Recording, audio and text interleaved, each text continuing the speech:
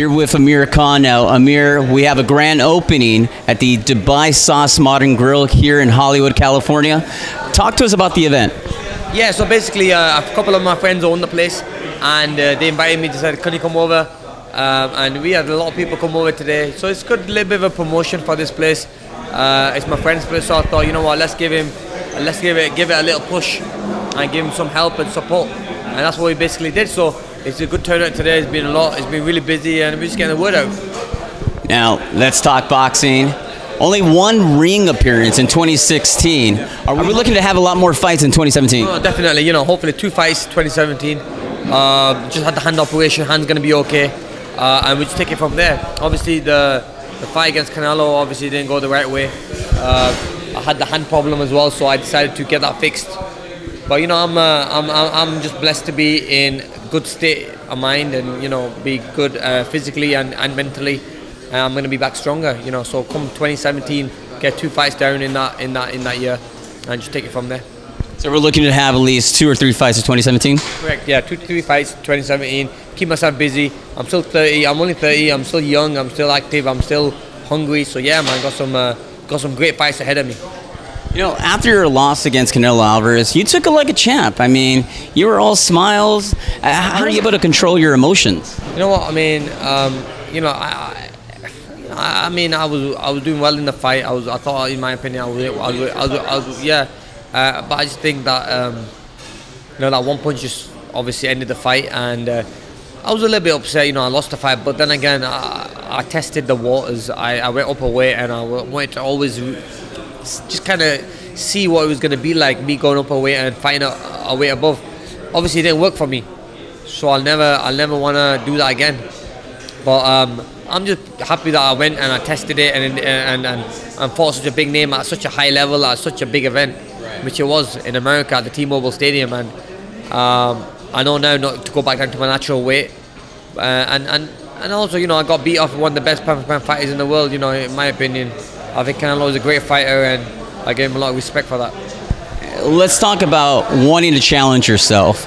You have another fight, your rival, Kell Brook, over in the UK.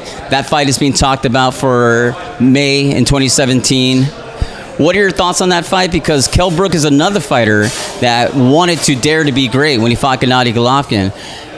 Both of you have been talking about this fight for many, many years. We're excited that it may happen in 2017. Will it happen? Well, with Kell Brook, I mean, I've just heard rumors that he might give up his IBF title because he doesn't want to face his mandatory, whoever that is. Now, I find that quite sad. First of all, having a fight for being a world champion, holding an IBF title, and then giving it up because you don't want to fight your mandatory. I think that's just quite soft and quite sad to see in boxing. So you can't respect a guy like that.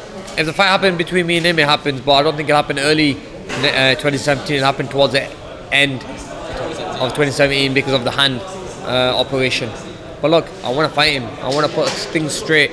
But I just think it's sad that he gives up his title because he doesn't want to fight mandatory, whereas if he held his title, the fight would only be bigger.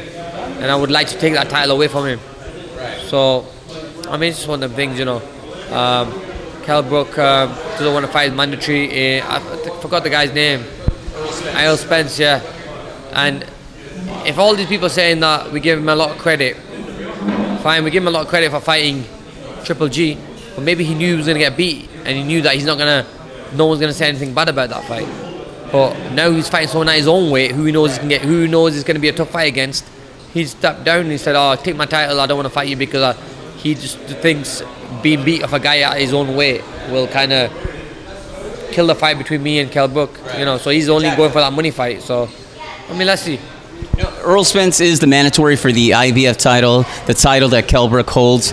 Have you seen Earl Spence, and what do you know about him as a fighter? I think Earl Spence is a great fighter. I think he's, obviously he's beatable, and obviously every fighter is beatable, and but he's a young, hungry fighter and wants to be the best, destined for greatness, and he is making a lot of noise, doing great things in boxing. So yeah, I have a lot of respect for him. I think he's a good fighter. There's talks about you getting back in the ring in 2017 for March or April. Can you tell us who the opponent is? And when will you be fighting exactly? So if I do fight, it'll be April. And opponent-wise, I'm looking at a few names. I've left it to Al Heyman. Al Heyman is my advisor. He's managing all that side for me, making sure he gets me the right fight and get back in the ring again and get a good win, and then move to a big fight. It could be the winner of Danny Garcia Thurman, or it could be a Kell Brook fight. Whoever they put in front of me, I'm ready for. But this fight coming in April is going to be like a tune-up fight for me. Rumors are circulating that it could be possibly on the Anthony Joshua Klitschko. No, not happening. You know what? I heard that as well. Someone said that. Not happening, man. I'm a superstar in my own way. You know what I mean? And I can sell out arenas in the UK myself. But no disrespect. I mean, it'd be nice to fight on the same card as a great heavyweight fight. But no, that's all rumors. I've not heard anything from that. So yeah, that's news to me.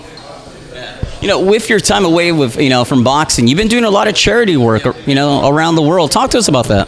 Yeah, I do a lot of charity work. I have the Amir Foundation. Basically, the Amir Foundation helps the less fortunate people around the world, building water wells, rebuilding houses for them, giving food, clothing, and just supporting them. So I have the foundation that is doing a lot of work, and I'm really looking forward to seeing what the future holds for the foundation, because we've just now teamed up with another charity organisation in the UK, which is Bernardo's, and also want to now do some more work with like the Prince's Trust in the future and other big charities. So yeah, I mean, charity work makes me humble, brings me down to earth, and keeps my feet on the ground, and just kind of keeps me going, really, because I could be sat doing nothing, but I think by helping the less fortunate, having a name and helping the less fortunate, makes me happy as well, and God blesses you in other ways. You've been very vocal about wanting to take the winner of Danny Garcia versus Keith Thurman. Now, that's a very interesting fight that's going to be taking place in March of 2017. Can you break down that fight for us? Yeah, I break that down fight. I think Garcia wins that fight. I think he wins in style. I think he's going to be the smarter fighter, and he's going to beat he's been in with better opposition as well, Garcia has. So I think Garcia, in my opinion, wins that fight all day long. Yeah. It'd be tough. I think he's just been in with better opposition, and he just obviously has that look on his side as well. Yeah. Also, he's a good boxer when he comes down it with good power. I don't think Keith Thurman's boxed anyone as strong or as good as Danny Garcia yet. That's why.